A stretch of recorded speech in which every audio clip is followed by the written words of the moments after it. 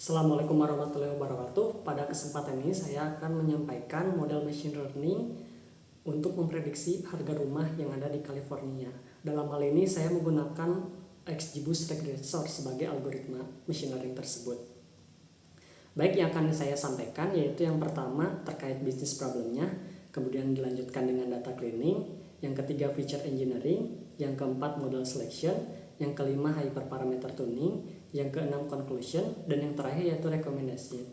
Yang pertama kita masuk ke business problem. Jadi latar belakangnya yaitu berdasarkan dataset yang ada didapat sebuah harga rumah di California pada tahun 1990, yang mana di dalam dataset ini terdapat fitur-fitur yang bisa mempengaruhi harga dari rumah tersebut. Bisa dari yang berkaitan dengan lokasi yaitu longitude dan latitude, kemudian dari kepadatan dan kebutuhan perumahan yaitu population yaitu populasi, household jumlah rumah tangga, total rooms yaitu banyaknya ruangan, dan total bedroom yaitu banyaknya kamar.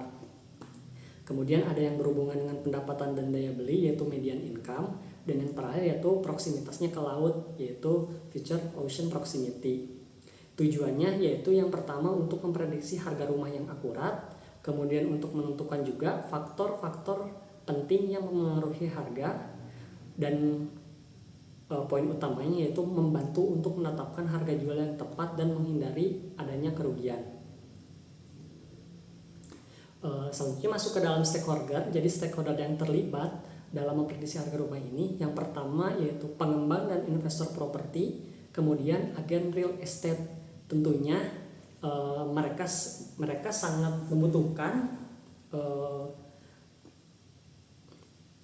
machine learning untuk prediksi harga rumah ini karena mereka ingin menentukan rumah-rumah mana saja yang harganya berada di bawah dari harga pasar, sehingga mereka bisa melakukan investasi pada rumah tersebut. Kemudian yang ketiga stakeholdernya yaitu pemerintah. Dengan pemerintah mengetahui harga yang wajar, maka pemerintah dapat membuat sebuah kebijakan yang lebih on point. Dan yang terakhir yang keempat stakeholdernya yaitu untuk calon pembeli rumah. Untuk calon pembeli rumah yang mana mereka bisa terhindar dari rumah-rumah yang harganya lebih tinggi dari pasaran, dan mereka bisa menemukan rumah yang memang harganya wajar atau bahkan lebih rendah dari harga pasaran yang ada. Untuk metric evaluation yang digunakan dalam algoritma ini, yang pertama yaitu root mean square error, yang mana akan fokus pada kesalahan besar. Ini akan dijadikan prioritas utama. Kemudian yang kedua adalah mean absolute error, yaitu kesalahan rata-rata, yang mana setiap kali model melakukan prediksi, model tersebut memiliki error sebanyak mean absolute error ini. Kemudian yang ketiga yaitu matrix mean absolute percentage error, yaitu rata-rata error dalam jumlah presentasi. Masuk ke proses data cleaning, step-step yang saya lakukan adalah yang pertama saya mengecek duplicate data dan tidak ada duplicate data di sini. Kemudian saya mengecek tipe datanya. Tipe data ocean proximity, awalnya objek saya ubah menjadi kategori. Kemudian saya mengecek missing value. Di sini terdapat missing value pada fitur total bedroom sebanyak 130-an. Di sini tipe missing value termasuk MCAR, yang mana ada dua metode untuk handlingnya, bisa di drop, bisa di input. Di sini saya memilih untuk drop saja karena jumlah missing value-nya relatif kecil dari jumlah dataset yang ada. Selanjutnya saya mengecek data distribusi, yang mana ditemukan bahwa dalam fitur median host value terdapat harga $500.001 yang muncul sebanyak 672 kali. Data ini merupakan sebuah anomali karena dugaan saya sebenarnya harga yang aslinya itu lebih dari $500, tetapi di clipping dipaksa untuk menjadi $500.001. Karena ini merupakan data yang tidak normal alias data anomali, maka saya melakukan drop untuk rumah-rumah yang harganya $500.001. Kemudian untuk median host age juga sama, ditemukan data rumah 52 tahun yang muncul sebanyak 366 kali, yang mana ini juga merupakan hasil clipping. Diprediksi bahwa sebenarnya usia rumah tersebut lebih dari 52 tahun. Untuk handlingnya ini saya melakukan binning.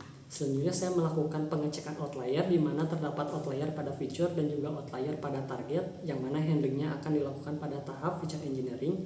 Kemudian saya juga mengecek korelasinya, yang mana korelasi ini akan saya handling juga di dalam feature engineering. Baik, masuk ke dalam feature engineering, yang pertama saya mengecek korelasinya. Bisa terlihat di sini bahwa terdapat fitur-fitur yang memiliki korelasi yang tinggi, yaitu total rooms, total bedrooms, population, dan juga households. Tentunya korelasi yang tinggi antar fitur ini buruk, karena yang kita harapkan adalah korelasi yang tinggi antara fitur dengan target. Korelasi tinggi antar fitur bisa menyebabkan multicollinearity. Oleh karena itu, dari keempat fitur ini saya coba sederhanakan menjadi dua fitur saja, yaitu population room, yaitu rasio population per ruangan, dan juga fitur bedroom household, yaitu rasio bedroom terhadap jumlah rumah tangga. Setelah disederhanakan, dapat terlihat bahwa sekarang korelasi antar fiturnya tidak tinggi. Baik, selanjutnya masuk ke handling outlier pada fitur. Dalam hal ini pada median income, population room, kemudian ada bedroom household, terdapat nilai outlier. Nah, nilai outlier ini saya handling dengan cara di binning, yaitu saya membuat binning sebanyak 15 buah yang sesuai dengan perhitungan Sturges. Setelah dilakukan binning, dapat terlihat bahwa distribusinya menjadi lebih normal dan tidak ditemukan outlier di dalamnya. Proses binning ini nantinya akan dilakukan pada pipeline untuk menghindari adanya leakage information.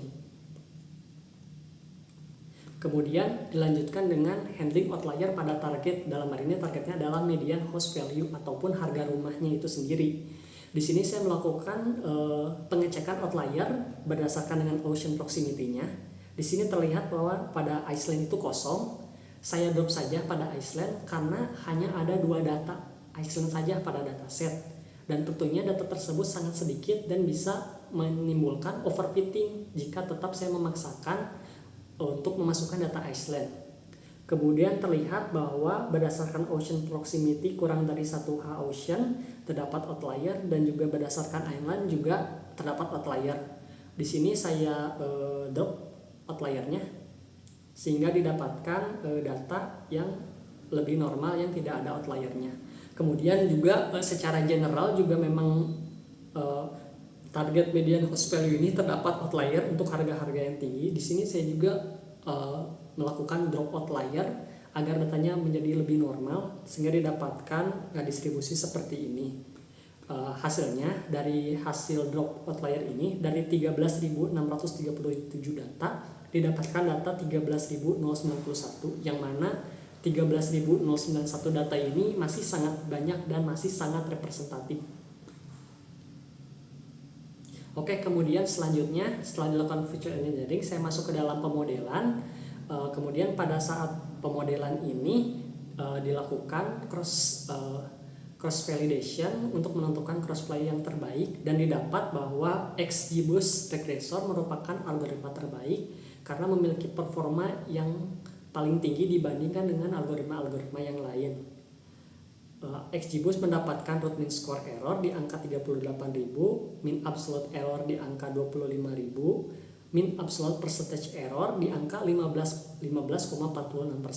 Sedangkan untuk peringkat kedua masuk ke random forest regressor dengan root mean square error di 39.000, mean absolute error di 26.000, mean absolute percentage error di angka 15,56%, dan yang ketiga jatuh ke KNN regressor dengan root mean square error ada di angka 50.512, mean absolute error di angka 35.000, dan mean absolute percentage error di angka 21%. Selanjutnya dilakukan hyperparameter tuning pada algoritma XGBoost tersebut.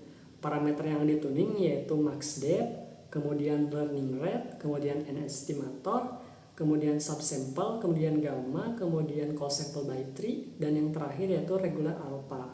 Sebelum dituning, root mean square error-nya 36.000 dan setelah dituning menjadi 35.000. Sebelum mean absolute error before tuning 24.958, setelah dituning menjadi 24.269. Kemudian mean absolute percentage error sebelum dituning yaitu 14,78% dan setelah dituning yaitu 14,41%. Setelah dituning terlihat bahwa performa dari model memiliki peningkatan yang sangat signifikan. Setelah dilakukan modeling juga dapat ditentukan fitur-fitur mana saja yang paling penting dari model ini.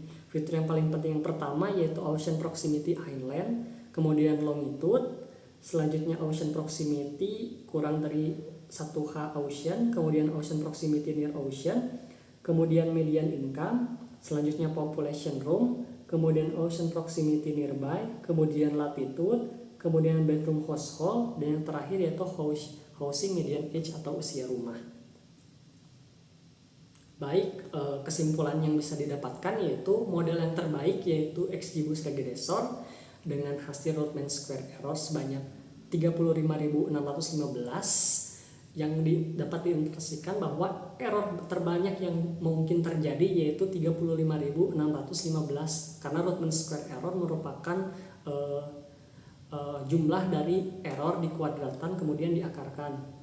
Selanjutnya mean absolute error 24.269 yang berarti bahwa setiap kali melakukan prediksi model diprediksi error sebesar $24.269. Kemudian mean absolute percentage error yang terjadi setiap kali prediksi rata-ratanya yaitu 14,41%. Di sini juga dapat ditentukan bahwa hasil dari fitur selection yaitu ada fitur ocean proximity, kemudian ada median income, population room, latitude, longitude, housing median age, kemudian ada bedroom household. Nah, di samping itu model ini juga memiliki limitasi, yaitu yang pertama untuk ocean proximity kategori inland itu hanya bisa diprediksi di harga 14.999 sampai dengan $255.200. Oh ya, sebelumnya model limitasi ini terjadi karena tadi kita melakukan drop pada outlier berdasarkan dengan kategori ocean proximity ini. Baik, lanjut lagi ke yang nomor 2 yaitu untuk kategori nearby. Model ini bisa memprediksi yang harganya 22.500 sampai dengan 427.300. Kemudian untuk rumah pada kategori near ocean bisa diprediksi untuk harga 37.500 sampai dengan $426.400. Kemudian rumah untuk kategori yang kurang dari 1 jam ke ocean bisa diprediksi dengan range harga 17.500 sampai dengan $427.300. Dan model ini juga tidak bisa memprediksi harga rumah yang berada pada Iceland karena tadi data Iceland itu kita drop pada saat preprocessing. Baik, selanjutnya masuk ke dalam recommendation. Jadi recommendation yang pertama yaitu kita sebenarnya bisa melakukan reverse geocoding berdasarkan fitur latitude atau longitude menjadi kota atau city dengan API yang Maps berbayar. Jadi mengapa harus menggunakan API Maps berbayar? Karena saya sebelumnya pernah mencoba juga untuk reverse geocoding dengan Nominatim, tetapi karena ada limitasi 1000 request per hari, makanya sering error ketika saya harus reverse geocoding untuk data yang jumlahnya sebanyak 13.000. Dengan diubahnya longitude dan latitude menjadi city, maka diharapkan bahwa performa dari model bisa lebih akurat karena biasanya harga rumah itu bisa dipengaruhi berdasarkan kota. Kemudian selanjutnya bisa digunakan grid search CV pada saat cross validation pada hyperparameter tuning. Yang saya gunakan di sini yaitu randomized size CV yang berarti bisa saja bahwa parameter-parameter yang optimal itu terlewatkan. Tetapi memang jika saya menggunakan grid search CV maka dibutuhkan waktu yang lebih lama lagi untuk proses fitting. Baik, sekian yang dapat saya sampaikan. Terima kasih.